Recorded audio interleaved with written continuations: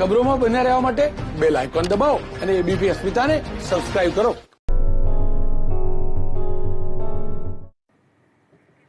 ABP અસ્મિતાની વિશેષ રજૂઆત મારું ગામ મારી વાત. આ અંતર્ગત વાત કરીશું ગાંધીનગર તાલુકાના અંબાપુર ગામની. અંબાપુરના મનપાની હદમાં સમાવેશ થયા બાદ અહીંના સ્થાનિકોની શું સમસ્યા છે, આવું જોઈએ આ અહેવાલમાં. નમસ્કાર, અમારી વિશેષ રજૂઆતમાં આપનું સ્વાગત છે. એબીપી અસ્મિતાની ટીમ આજે પહોંચી છે અંબાપુર ગામમાં. અહીંયા ગામ લોકોના શું પ્રશ્નો છે, કયા પ્રકારની કામગીરીની તે જરૂરિયાત માને છે, અહીંના સ્થાનિકોને જ પૂછીશું.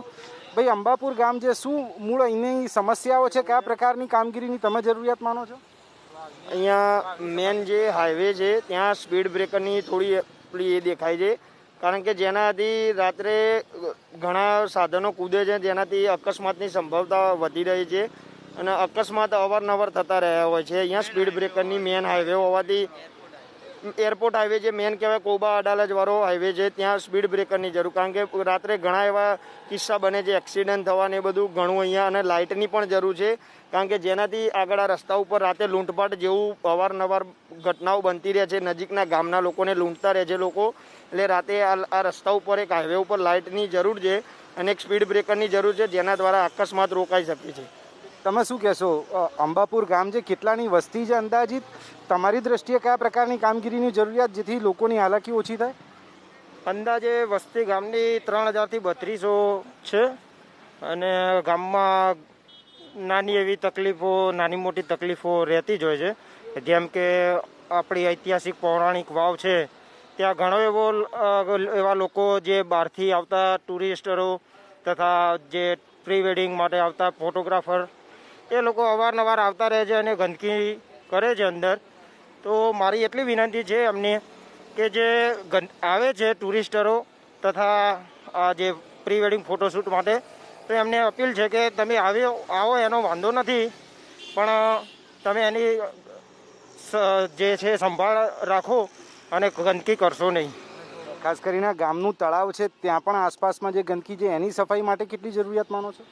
એની જરૂરિયાત આમ ચાલુ જ છે. આમ કોર્પોરેશન સ્ટાફ અત્યારે સફાઈ માટે રેગ્યુલર આવે જ છે અને ચાલુ હોય છે, પણ હજુ પણ જે આજુબાજુમાં જે વધારે ગંદકી છે તળાવની આજુબાજુમાં, એ દૂર કરવા એમને અપીલ છે કોર્પોરેશનને. કોર્પોરેશનમાં ગામ સમાવિષ્ટ થયું, પહેલાં કયા પ્રકારની પરિસ્થિતિ હતી, અત્યારે શું બદલાવની તમે જરૂરિયાત માનો છો? રસ્તાથી લઈને બાકીની એવી કઈ સમસ્યાઓ છે જેનું નિરાકરણ આવે તમે જરૂરી માનો છો? અત્યારે અમે ગામમાંથી બીજા ગામમાં જવા માટેના રસ્તા બહુ ખરાબ છે. અડધો કિલોમીટરના રસ્તામાં અમારે કલાક જેવો રસ્તો થઈ જાય છે. બહુ ખાડા ખચ્ચર એવું છે. કેટલી વાર કમ્પ્લેન કરેલી પણ કોઈએ જવાબ આપેલો નથી સરખો. અરજી કરેલી છે પોરથી અંબાપુરથી ઝુંડાલ જવા માટે રસ્તા માટે, પોરથી અંબાપુર આવવા માટે, અંબાપુરથી કોબા જવા માટે, પણ કોઈ રસ્તાનો કોઈ ઉકેલ લાયા નથી હજુ સુધી.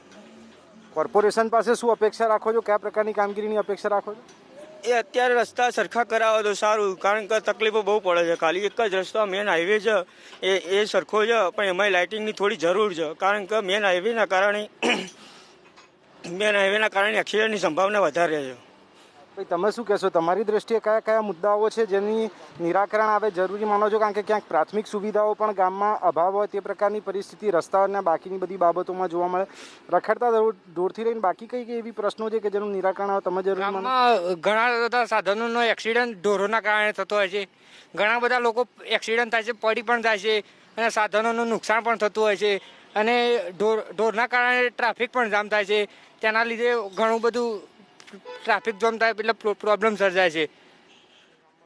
તમે શું માનો છો શિક્ષણની બાબતે ગામની કયા પ્રકારની પરિસ્થિતિ, આરોગ્યની દ્રષ્ટિએ કયા પ્રકારની પરિસ્થિતિ, ખેતીવાડીની કયા પ્રકારની પરિસ્થિતિ છે અત્યારે? આરોગ્ય ને બધું કમ્પ્લીટ છે ગામમાં આમ તો, અને આરોગ્ય ખાતાનું ટીમ એક છે ત્યાં બરોબર છે આમ, અને